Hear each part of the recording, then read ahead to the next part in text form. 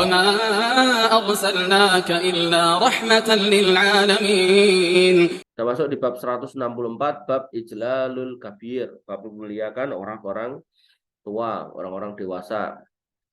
Hadis nomor 357, Anil Asy'ari qala, dari Al Asy'ari beliau berkata, inna min ijlalillahi ikrama dzisyaibatil muslim.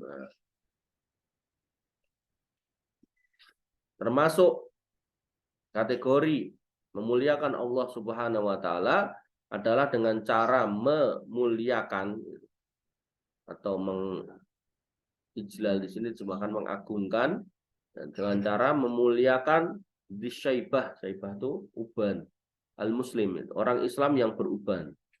Jadi kategori dewasa kan di atas diomongkan tuh sogirona, kabirona, sogirona, kabirona. Nah di bawah ini diperjelas orang kabirona itu gimana gitu, orang dewasa itu gimana. Ternyata di sini dikatakan disyaibah, yaitu orang yang punya uban. Jadi kalau kamu ketemu ada orang Islam rambutnya putih kabeh atau jenggotnya putih kabeh gitu kan, maka itu adalah orang kabirona, orang dewasa kami dari kalangan kaum muslimin.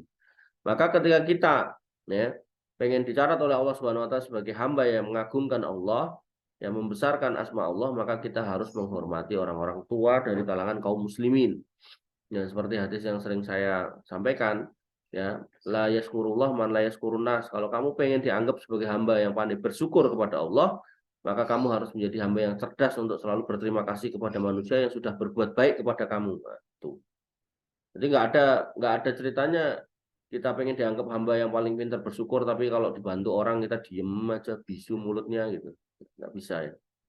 Harus sinkron gitu antara hati yang pengen diklaim sebagai hamba yang ahli syukur dengan lisan yang pandai berterima kasih pada orang yang memang berbuat baik sama kita.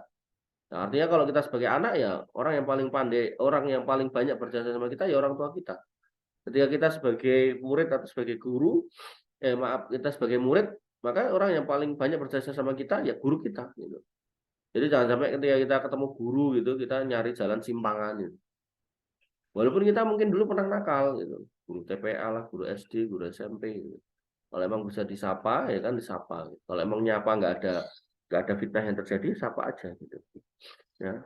Bahkan kalau perlu, kalau emang kita ditakdirkan jadi orang kaya, ya atau kita lihat guru-guru itu dalam kondisi kurang, kita bantu.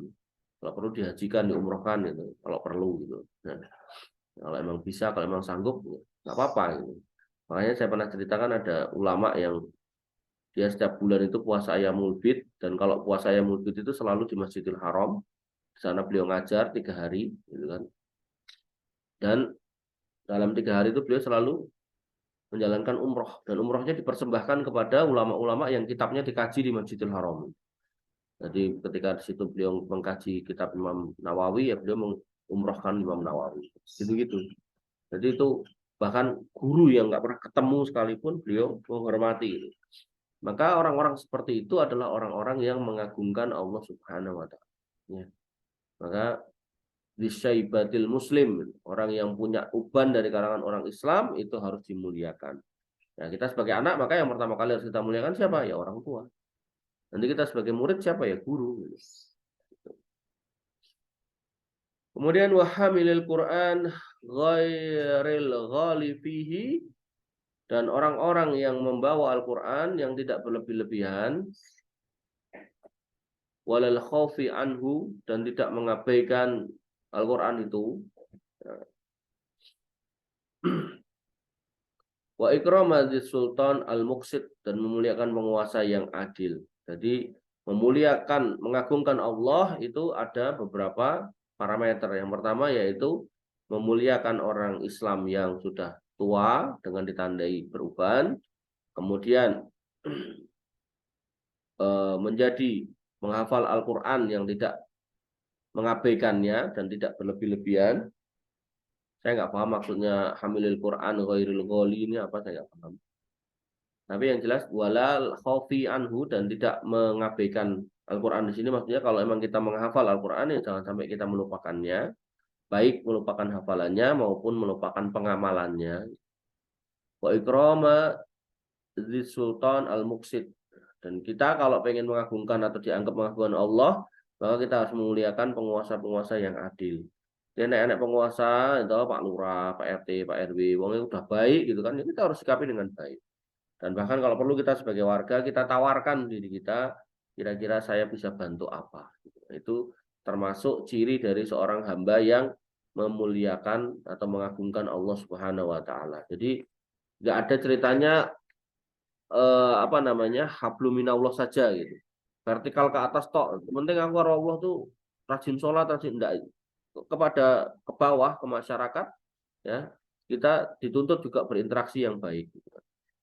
Jadi kalau emang RT-nya kelihatan susah ya dibantu.